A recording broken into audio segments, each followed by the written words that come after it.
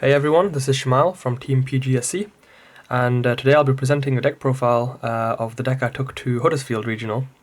This is before the ban list, so you might see some cards which are limited, so on and so forth. So so the deck I took with me is not Fairytale Lunar Control. I changed the name a bit. I like to call it Seven Sins Turbo, and the reason for that is you'll find out in a second.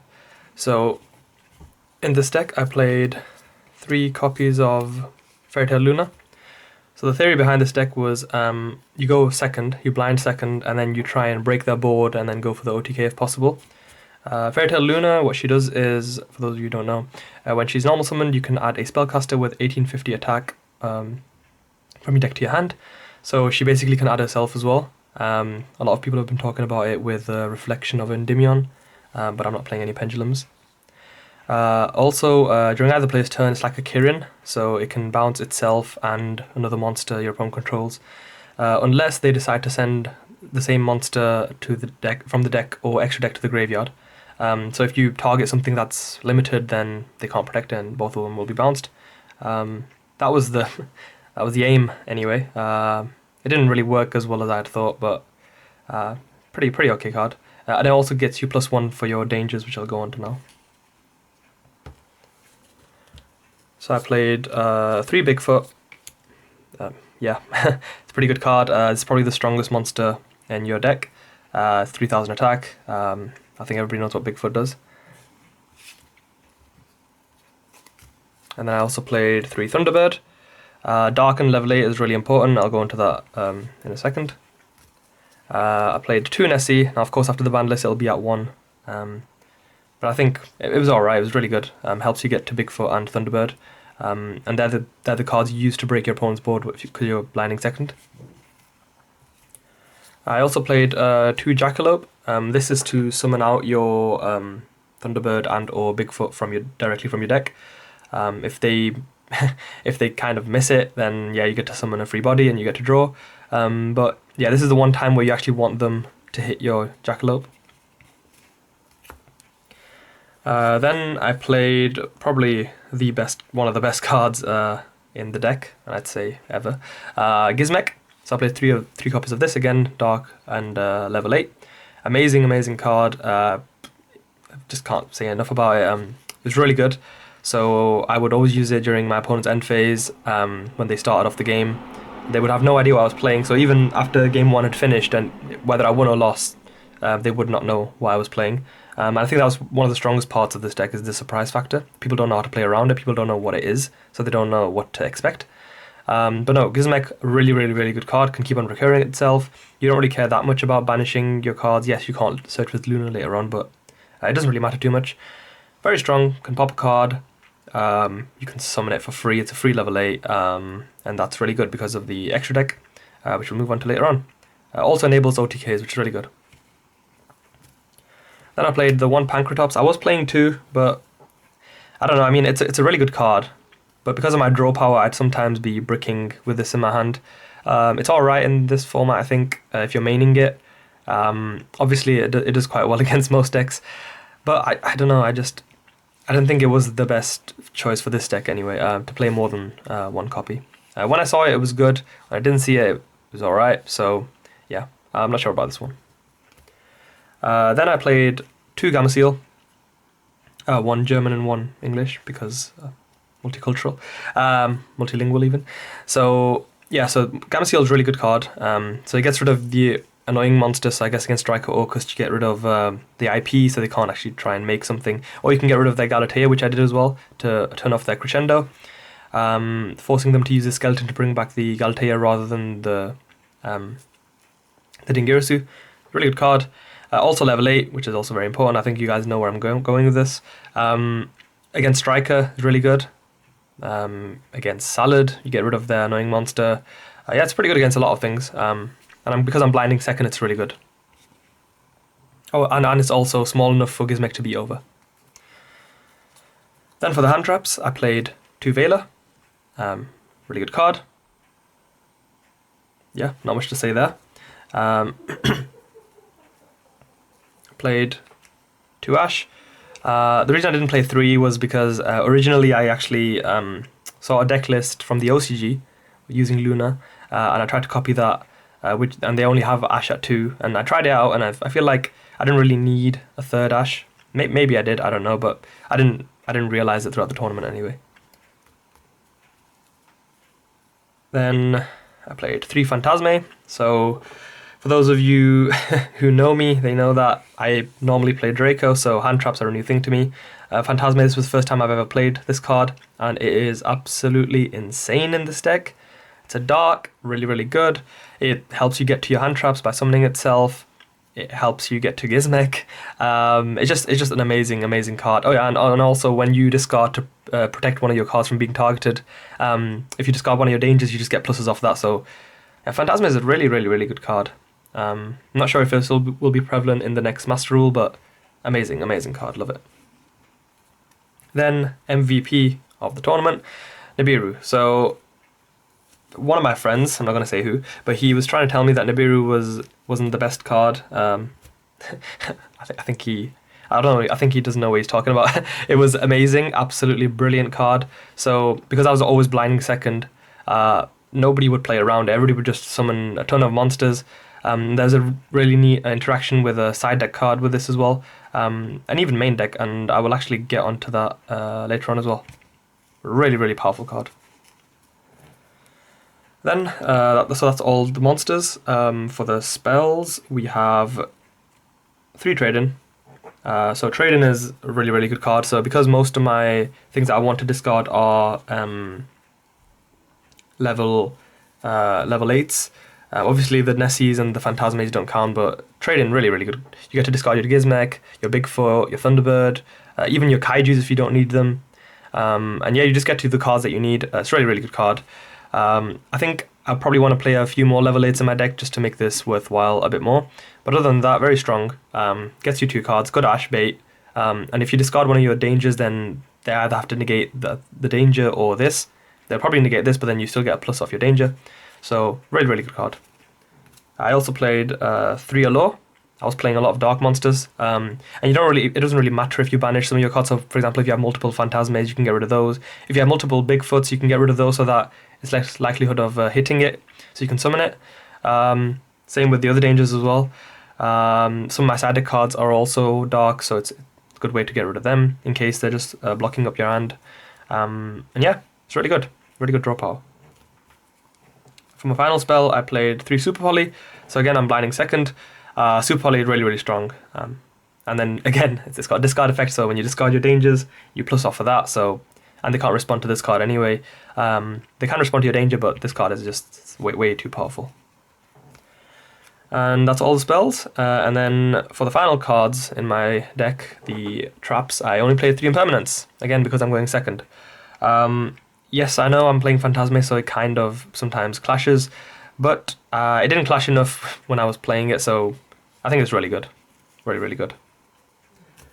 Okay, that was the main deck. Now, the extra deck. So I played 1 Lancelot. Really good card. This is one of the XYZs you make. It's a dark rank 8. That'll become important later on. But yeah, no, dark rank 8 is what I was going for most of the time. If it attacks and deals battle damage, you can destroy a face-up monster your opponent controls. It can attack directly if it has material, really good card. And once per turn, it's got a mandatory negation, so the first card that is activated during any player's turn is negated by him.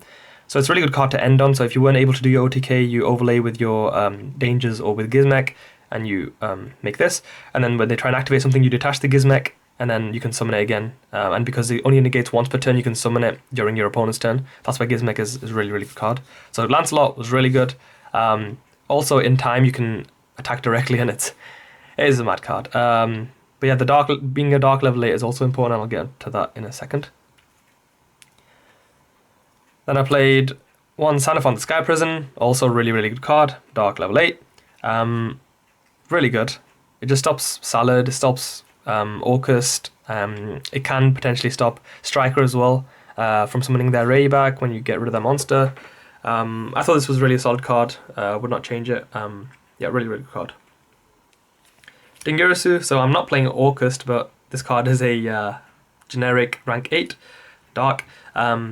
Yeah, it's really good. So I can, if I banish my Gizmek with Alo, I can attach it again to this, but most of the time I went for the OTK, so I would summon this and try and send something they control to the graveyard, and then just kill them from there. It's a really, really good card. Okay, so now, the reason it's called Seven Sins Turbo, I was playing the Spider package, so I played Pain Gainer, number 84. So his effect is he gains 200 defense for every single rank on the field. So he's rank 11, so he'll have 2200 defense. You summon him on top of any of your dark rank 8 monsters, because that's one of his summoning conditions. And from there you can, well, you always summon in defense. And from there you can detach a material to destroy all monsters your opponent control with 2200 defense or less. So this is kind of like the board wipe, so you can go for the OTK. And if your opponent would activate a spell or trap, then they lose 600 life points, so you could sit on this in case they had low life points and you weren't able to kill them. Yeah, really, really strong card. But this card is the one that leads me into number 77, the Seven Sins. Really, really strong card.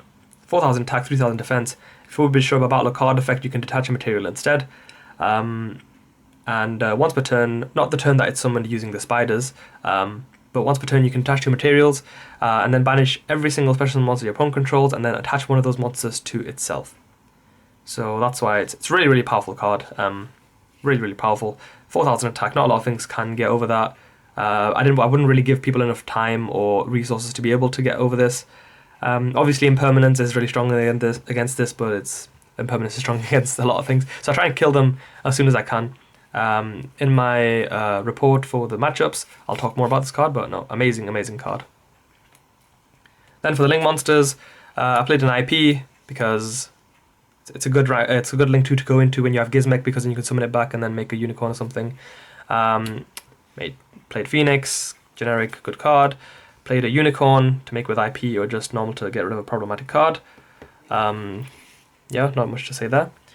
Then I played a Boral Sword for the OTK if I had enough monsters, because the dangers, they just keep summoning themselves and sometimes you have to get over something that's bigger than your dangers. I played the Trisbane because, again, making it with the IP. I didn't really use it much because the Altergeist player that I played against, he just compulsed it, which is kind of annoying. But yeah, I didn't really see it much. And then final card I played was Topologic Zerboros. So you're banishing with Gizmek anyway, which means this guy's going to have a lot of attack. Yeah, I didn't really go into this one at all. Went into this once, but I'll still keep them. They're really good cards. Yeah, didn't go into Boral Sword, so I can OTK without actually using Boral Sword, but really, really good card. I played the one Draco Berserker of the Tenny. So my theory behind this was, if I have a Veiler and one of my level 7s, so my Nessie or my Phantasme, and they're not doing much, because Phantasme is only 2400 after all, I can almost summon the Veiler and then make this. And this can attack 2 monsters and it gains attack as well, so I thought it'd be, in theory anyway, it was a really good decision. I never went into it, but it was good to have an option, the option available. And then for my Super Poly targets, I played Mud Dragon, Starving Venom, and Violet Chimera. They were all really good. Yeah, not much to say there, but brilliant cards. That's my extra deck, and then finally for my side deck, I played Chaos Hunter, MVP of the day as well, with Nibiru. So that was the interaction. So what you can do is when they summon a monster after their 5th summon, you activate this card, pitching one of your dangers or your Gizmek, and then you chain your Nibiru to it. And because the chain resolves backwards, the Nibiru will pop everything on board, and then you'll summon out your Chaos Hunter, and that is just absolutely brilliant. If you want to make it even more spicy, you can do, well, you don't have to, but you could do effective Chaos Hunter discarding the Gizmek, then chain the Gizmek to summon itself, and then chain the Nibiru.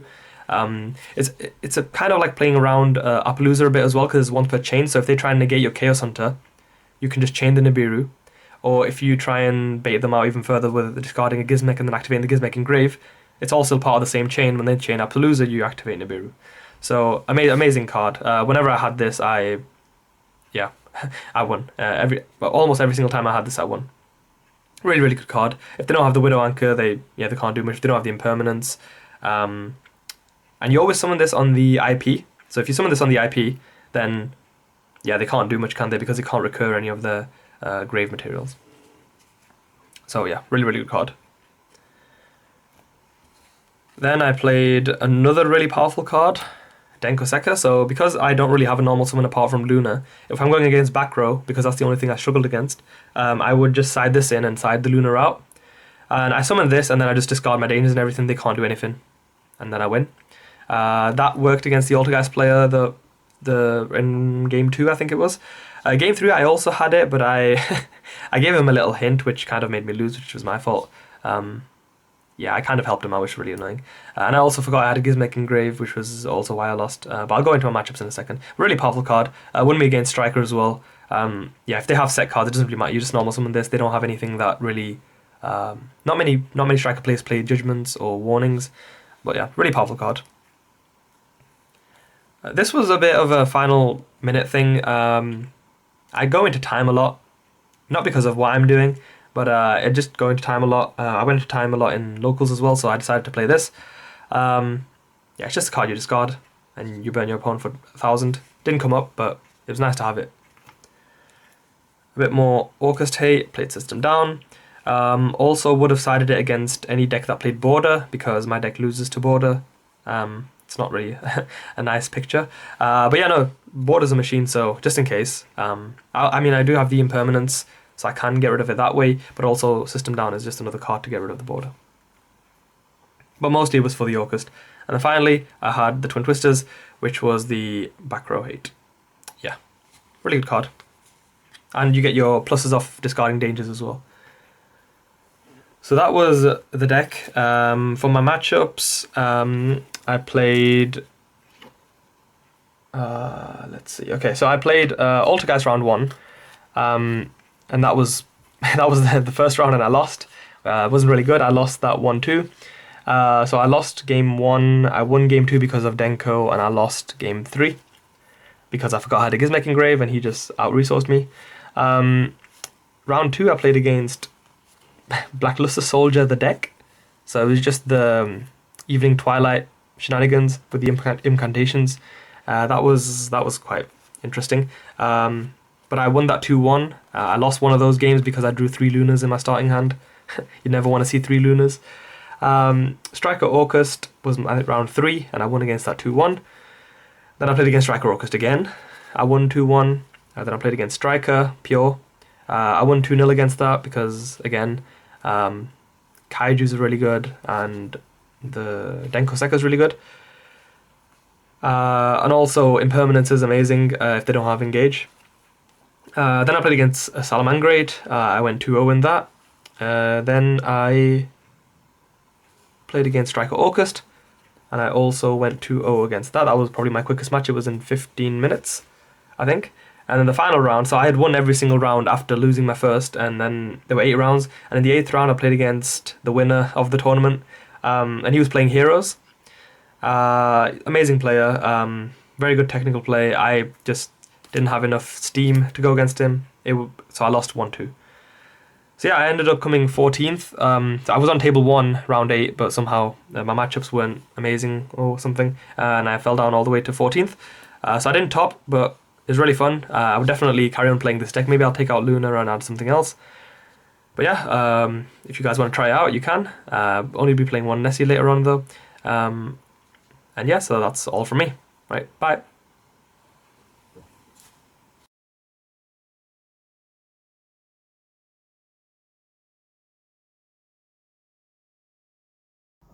Shh, not a zombie channel.